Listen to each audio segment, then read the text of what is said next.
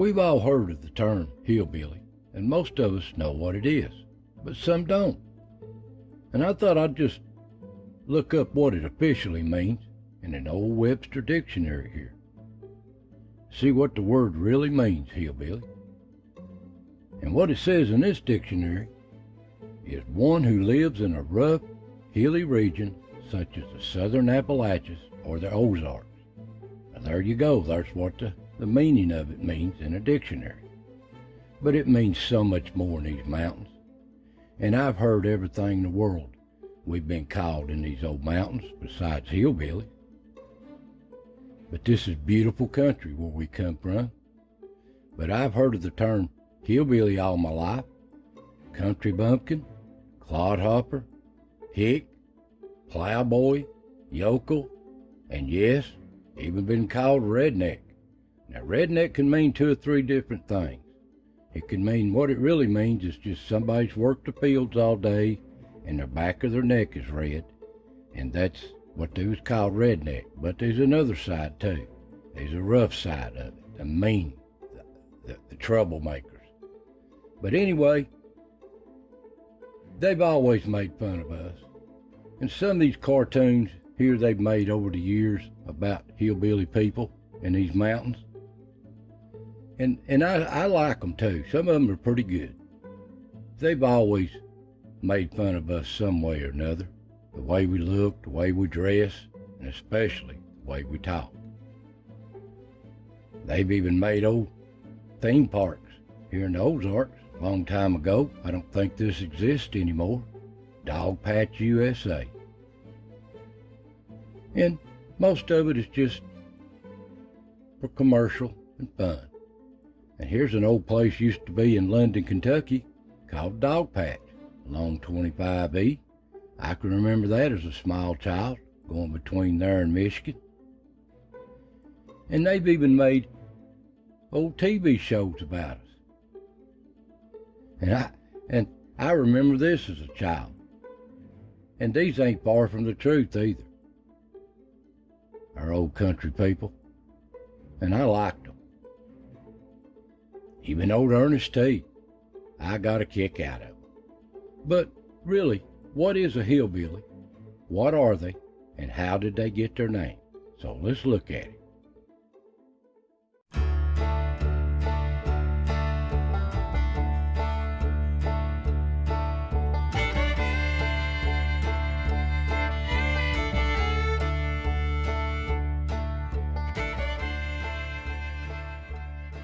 We've been called a lot more things than just hillbilly, but I always liked the popular use of country boy or mountain man in these old Appalachians. That's just the way it is. And the term hillbilly really got heavily used and popularized back in the middle 20th century. Now, it got started really, the U.S. had just come out of a Great Depression of the 30s, and things were starting to pick up a little bit, and families were really getting back on their feet all across the country. Jobs were coming back in, and things were looking up. But as fate would have it, World War II broke out, and that was chaos again across the country and all across the world, a world war. And a lot of these boys across our nation, especially out of these mountains too, had to go fight for our country. And sad to say, many of them never come back. But they done their duty, protecting our freedom across this country. And it was hard times, even rationing here in the U.S. while this was going on. But like all wars, that war ended.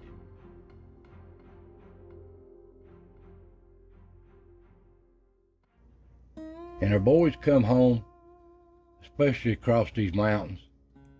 They come home back to their families and back to the life they know before they left. And a lot of them had seen the world.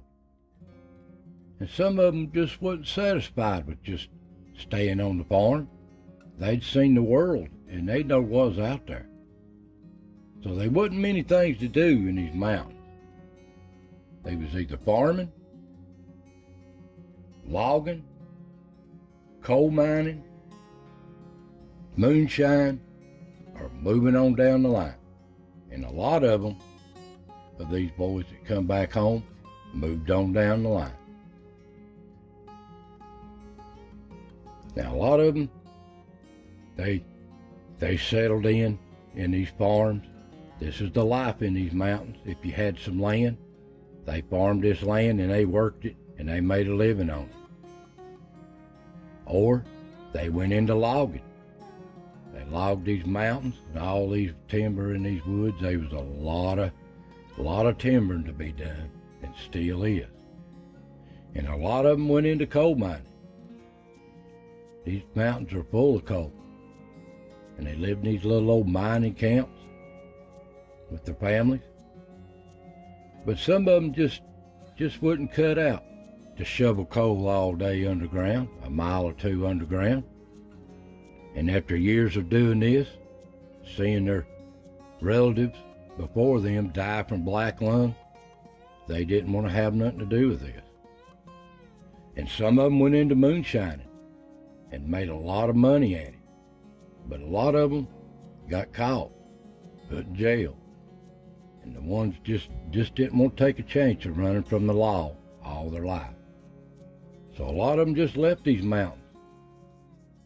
They just, another world out there, more jobs.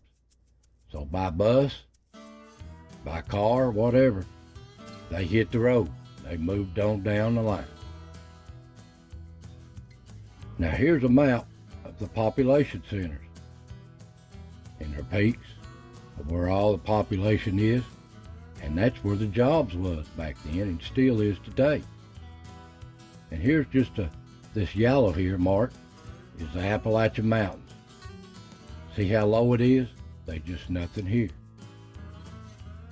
But that's where the population is, where the jobs was in them days. And here's a map of the U.S. and all the major cities.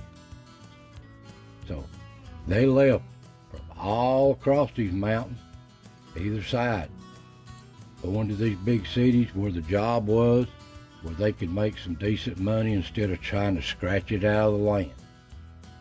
And a lot of people don't want to admit it in these cities, but a large portion of the people in these cities, a generation or two back, come from these mountains.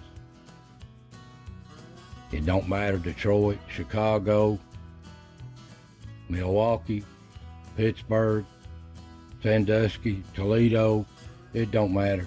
A lot of them come out of these mountains, working these factories, car plants, all across these cities. That's the way it was, and it still is today. And I reckon that's just why city people called us hillbilly. We come out of these hills and we didn't talk like everybody else. And as time went on, the families of these people that went to the cities would write back to their families back in the mountains and how good they had it and the jobs they had it.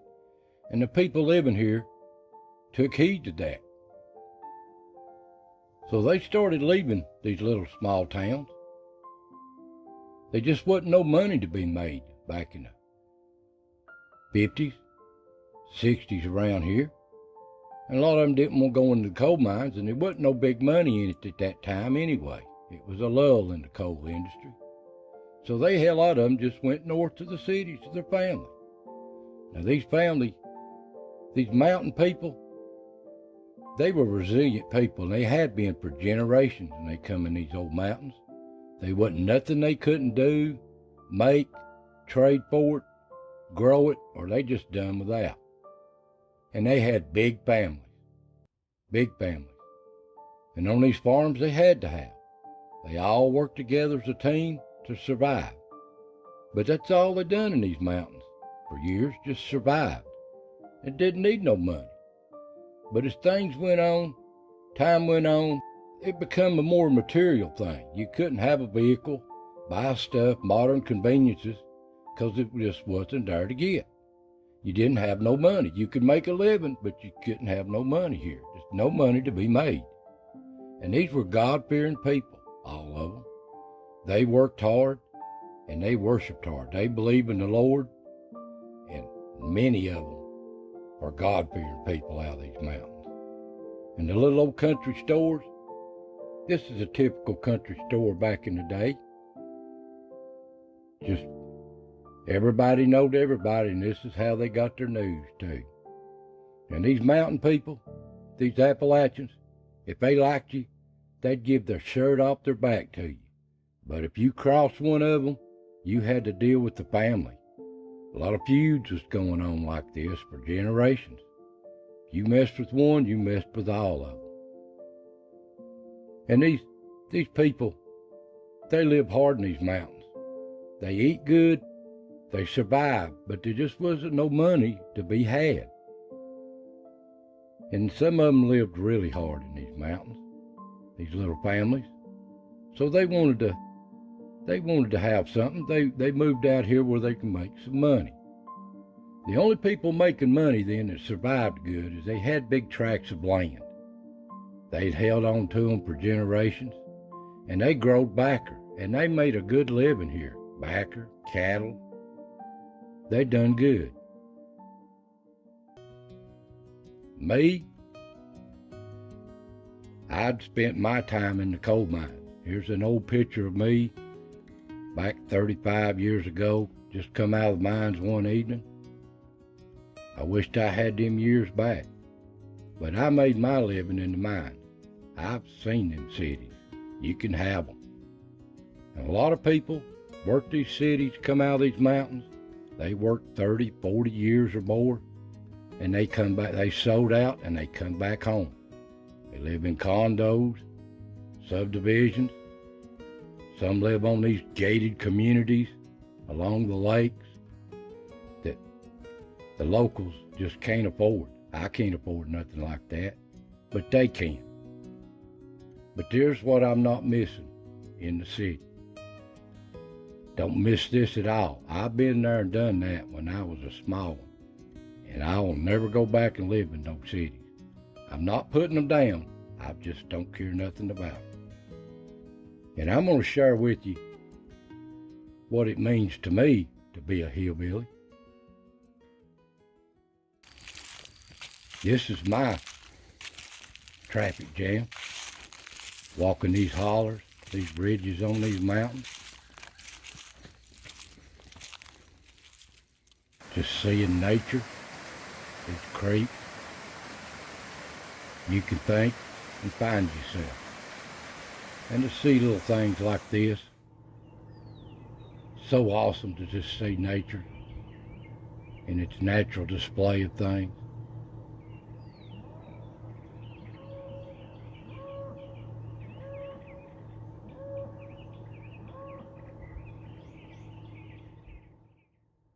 And the wildlife, just so amazing to see.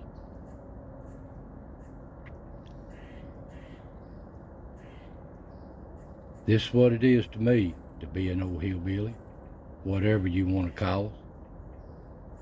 Nothing better than being in these hills. And sit on these waterways and catch some good eating fish and relax and just unwind.